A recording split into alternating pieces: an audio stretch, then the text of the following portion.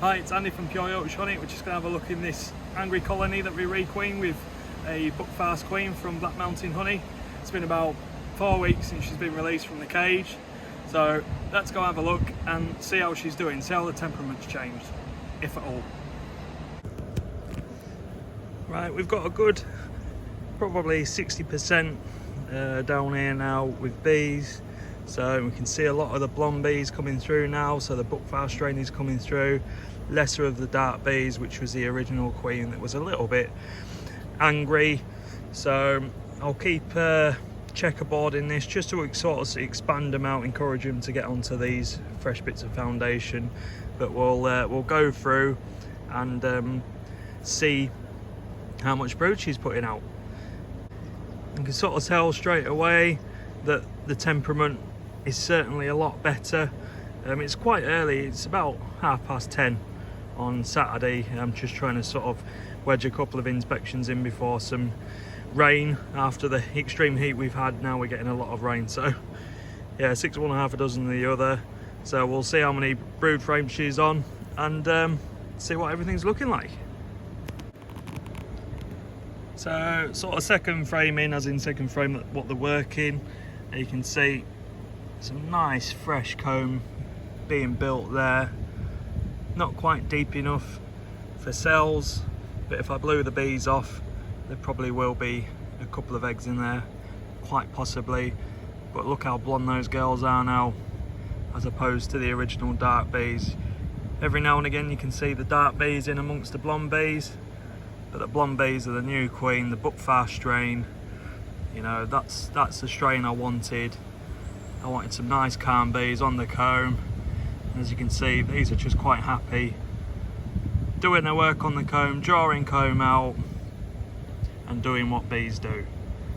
So we'll carry on looking through and see what the rest of them look like.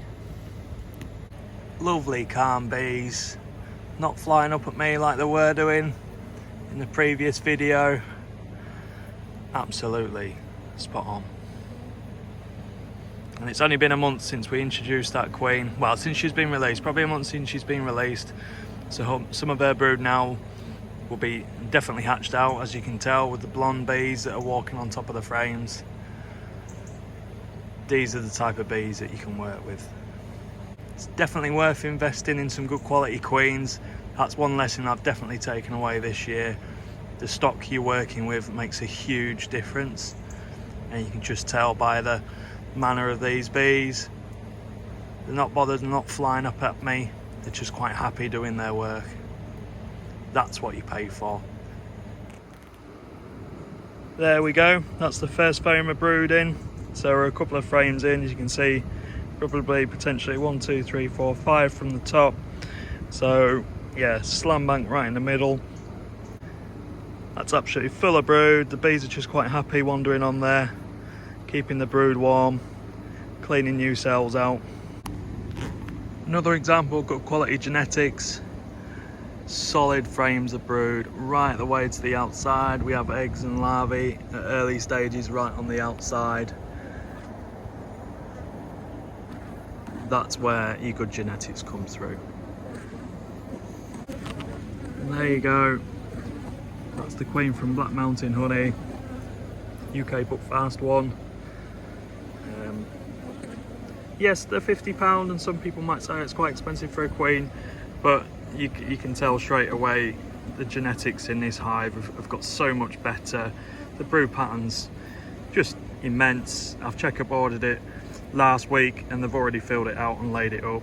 So it just proves, again, I keep going on about it in this video, the genetics, and that's one big thing I can take away from this year.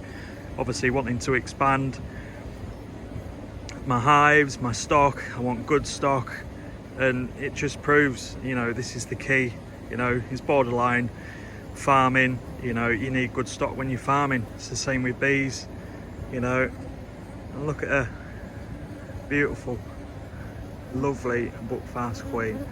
So I'm going to do a bit of checkerboarding this time round, just encourage them to bring out some more fresh foundation for her to lay in, increase the numbers. We've got to start thinking about winter now and get them built up. Right, I'm going to put her back and put everything back together.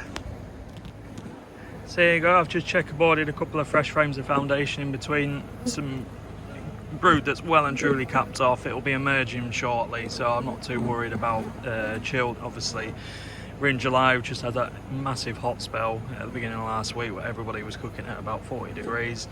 So we're gonna have a good week this week, mid to low 20s, so I'm quite happy at that. Sun's coming out now. So, but this is after the inspection. Just look how calm they are, just the bees just sat on top of the frames, quite happy, not flying at me. Yeah, we've got a few flying around the camera, but not like it was. You know, check out the previous video to see what they were like, but this is just an absolute transformation. Right, that'll do for this one today, and we'll build her all back together. If you like this sort of content, please subscribe. Obviously I'm going to try and keep everybody updated with my hives. We're wanting to sort of expand our operation and, you know, build up to sort of like a small sort of bee farming status, and you can just follow us on our journey, see our successes, see our fails, see what works, see what doesn't work. You know, I'll keep it nice, open and honest. You know, I don't know everything. We've been doing this nearly coming up 5 years. The Red Queen, we started on Red Queens, we're coming into Red Queens next season, so that's how long we've been doing it, you know, just one full cycle. Right, let's build this one back up and call it a day.